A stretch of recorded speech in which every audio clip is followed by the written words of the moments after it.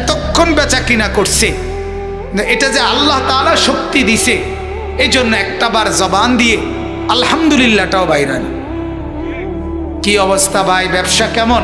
কি এর আমরা ব্যবসা নাই, আগের এই বাজার অন্যায়, এই দিল একটা বেটকি, ঠিক কিনা বলেন?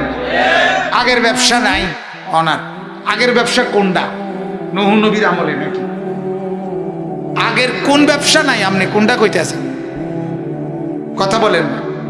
আগে আগে চাল বেচতো, আর মাড়ি বেচে কেন? তো তাহলে আগের ব্যবসা নাই কিতা? কথা বলেন, অনর্থ।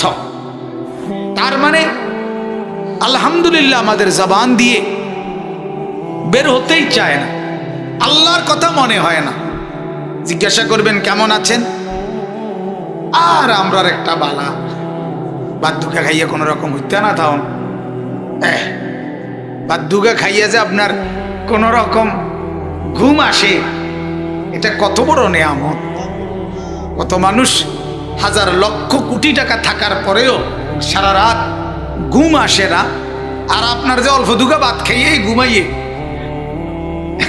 এটা তো আল্লাহ তাআলার শুকর আদায় করা উচিত, ঠিক কি না বলেন?